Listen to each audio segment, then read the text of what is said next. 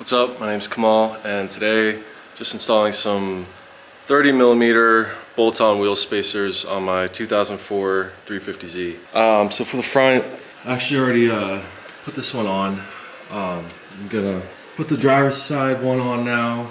So yeah, I'm using 30mm all the way around, and the main reason is just because, as a lot of you know, just the rear of the Z, it's always kind of looked like the tire is kind of like tucked in there a little too much. Same with the Infiniti G35, so it's gonna bring it out just that little bit. Yeah, for the front, I don't have the fenders on right now, so won't really be able to see the difference that much, but it'll still be a little bit noticeable with the front bumper, I guess. So to do this, I have like these little metal wire brushes, and you don't have to do this, but if you're kind of OCD like me, then you just kind of like clean up the surface, because most likely when you put these wheel spacers on, they're gonna stay on there for a little while. So that's what I did on the other side. I just wire brushed the whole area in this part as well. Also, after that, I just sprayed with brake clean to get all the dusty bits that were still on there off, and then I put the wheel spacer on. So that's what I'm gonna do right now with this driver's side front.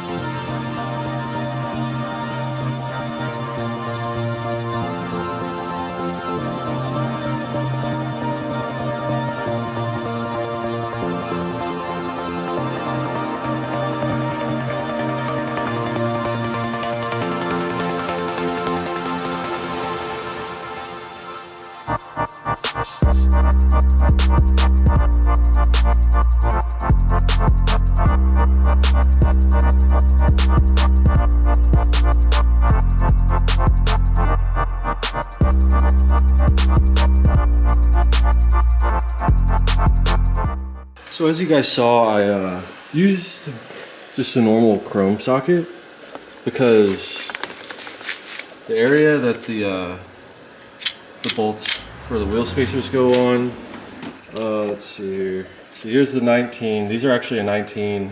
The actual lug nuts for the car are, I think, 21. The problem with an impact is like it doesn't actually fit inside this hole, which honestly, with the other side that I already put on, I just used my torque wrench anyways with a normal chrome socket to help you get this a little more accurate.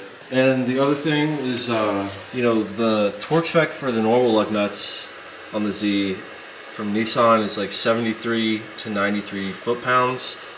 I just torqued these to 100 because I don't want them coming off, and they're going to be there on there for a while. Also, when torquing, I do like a star pattern, and then I go around in a circle one time. So the thing is in order to do the front, you don't have like a parking brake or anything like that. So either you need someone to help you and hold down the brake pedal while you do this, or have something like this, which is just an expandable rod basically. So I just put one end on the brake pedal, and then I put the other wedged up in here against the seat, and that holds the brake pedal for me.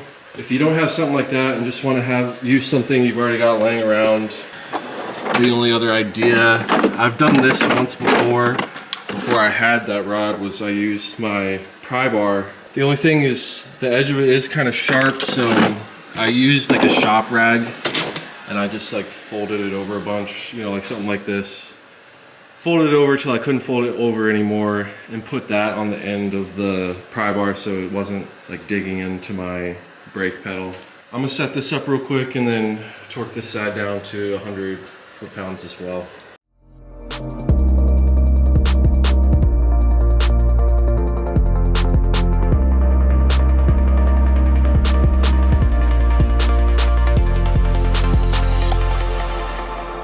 So yeah, let me throw these wheels on there really quick, and then set the front of the car down, and we'll see how it looks. Then I'll turn it around and do the rears. So last thing before I put these on, just figured I'd mention it, is since I wire brushed the other part and I'm getting everything kind of cleaned off, I figured I'd wire brush the inside of the wheel as well before I mount it on here. You can see I already started doing these, and this is what it looked like before, so might as well just clean it up since we already started cleaning everything else up, and it's also going on this nice and clean surface, so figured I'd just get the inside of this clean as well. So just finished both sides, got back on the ground, and yeah, it's pretty aggressive. I know that it's hard to tell without the fenders on there, but when you look at the front bumper, which isn't fully mounted on, you can see the tire does stick past that front bumper. I know a lot of guys will do 30mm rear and either do 20 or 25 in the front because, like I said, it really is the rear that kind of looks like it's sunken in a little bit. You can even see that now. So, all right, so I got the car turned around in the garage, and just gonna show before and after because I can with the rears here. But you can see, especially at the top, how they're definitely, it's hard to tell with my car because I also cut the rear bumper, so it's not coming down to where it usually does, but you can see how,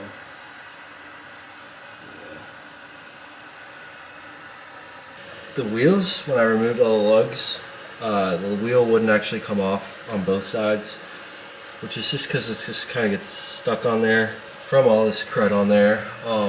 So what I did is I actually took the lug nut, just put it on one of the top ones, and then just tapped the tire with a mallet on the bottom of the tire till it broke loose. And then you can take the lug nut off and take the wheel off. So if any of you ever have trouble with that, that's kind of the trick, is just to use a mallet with a lug on here, because if you don't, sometimes if you don't have a lug on here, when you're like hitting the tire, the whole wheel could fall off and kind of like land on your brake, like dust shield, and maybe mess something up. So the only other thing to mention while doing these rears is this lip right here. You know, that is sliding over this ring right here in order to make everything, I guess you'd call it hub centric. With this side, when I was trying to slide that on, it like was a little rough, so I took it back off. And if you have that issue, you can just keep using like a wire brush. I just hooked up my drill with this little metal wheel. Basically just went around the outer edge of the ring to get more crud off. I mean, after I cleaned up that side, it looked better than this, just using the wire brush by hand. But if you have that issue, you can still do the wire brush by hand more and just try to take down more of the crud around this ring. But I just used my drill, made it a little bit quicker and easier to get a little bit more crud off, and then I could put the wheel spacer on and have it go on smoothly and go all the way flush to the rotor or hub. So I'm gonna finish up this side now, and then we'll be all good.